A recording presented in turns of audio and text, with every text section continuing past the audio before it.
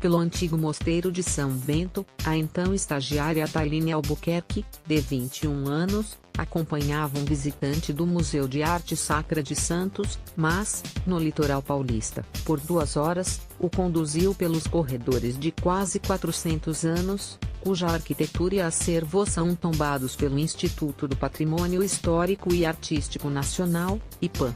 Desde 1945. Após poucos dias, em julho de 2016, se deparou com o mesmo homem, ao ver o retrato falado de um dos assaltantes que levaram 20 peças e 422 livros do local, em um roubo com funcionários reféns. O crime segue sem solução e nenhuma item foi recuperado. Nesse cenário, igrejas e museus de arte sacra têm apostado em tecnologias para coibir novos crimes. Muitas das instituições até evitam dar detalhes sobre o esquema de proteção. O MAS colocou parte do acervo em vitrines de vidro temperado e todos os cerca de 600 materiais foram fotografados em alta resolução para facilitar o rastreamento, em caso de eventual roubo. Agora todo cuidado é pouco, diz a administradora do museu, Marcia Egas. O número de câmeras foi ampliado de 7 para 16 e agora é exigido que os visitantes mostrem documentos e sejam fotografados antes de circular pelo local. Já o Museu de Arte Sacra de São Paulo,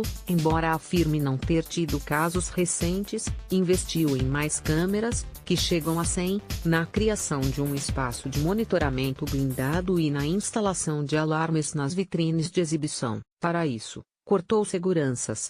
Substituímos gente por tecnologia, afirma o diretor executivo José Carlos Marçal de Barros. Já em igrejas da Arquidiocese do Recife, a instalação de câmeras e alarmes se intensificou há 3 anos, mas ainda não inclui todos os templos. Existe um custo alto de instalação e manutenção que a gente não consegue estender a todas, conta o padre Reinaldo Pereira dos Santos, da Comissão Arquidiocesana de Pastoral para a Cultura. Em 2016, a Arquidiocese procurou o IPAM para refazer o inventário de suas igrejas, processo que identificou 2 itens desaparecidos. Outra medida para prevenir crimes é a publicar o catálogo do acervo do Museu de Arte Sacra de Pernambuco em setembro. É um grande instrumento de combate ao roubo, torna a peça mais pública, explica.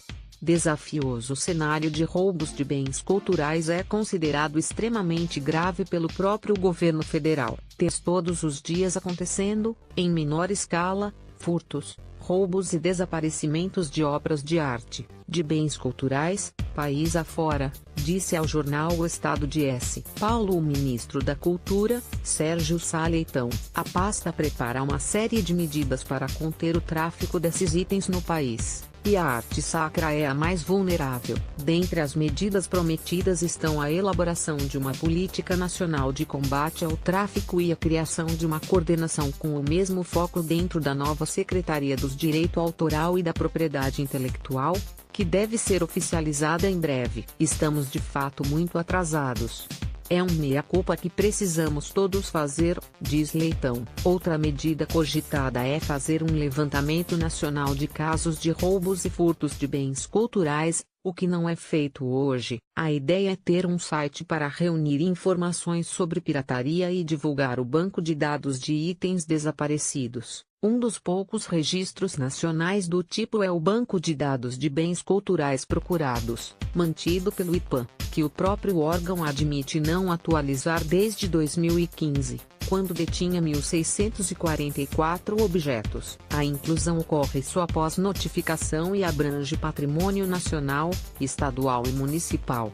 Não é um banco estável. Ele não reflete a realidade com precisão, afirma o IPAM, por meio de nota. Em 2017, por exemplo, a instituição noticiou o furto do retábulo, espécie de altar, da Capela de Santana, em São Gonçalo, no Rio, mas não incluiu a peça no banco de dados. O caso é emblemático no meio, pois, o item, do século XVIII, foi completamente retirado do local, que já sofria casos de furtos e manutenção em sua estrutura ao maior roubo de bens culturais do Brasil. Em 2006, No Museu Chácara do Céu, também no Rio, não teve nenhum dos 4 quadros, de autores como Pablo Picasso e Salvador Dalí, recuperados, embora custassem milhões. Como aponta o ministro, se uma instituição de grande porte, como a Carioca, enfrenta casos do tipo, maior é a vulnerabilidade de pequenos museus e igrejas. Nós temos um vastíssimo acervo de arte sacra, sobretudo do século XVII, XVIII e XIX, em milhares de igrejas, muitas delas sem nenhum tipo de proteção.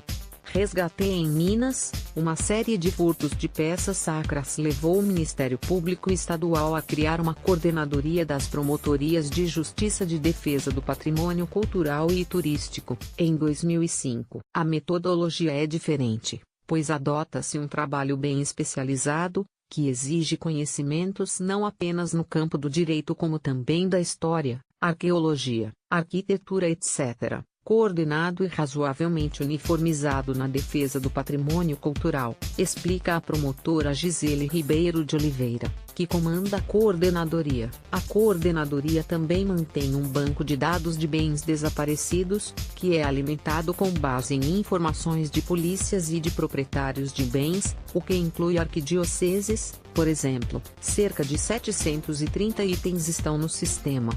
Além disso, o órgão participou da recuperação de cerca de 280 peças. A mais recente delas, uma imagem de Nossa Senhora do Rosário, do século XVIII, foi devolvida a uma capela de mesmo nome, no município de Prados, no último dia 15. Ela havia sido encontrada em um site de leilão de obras de arte.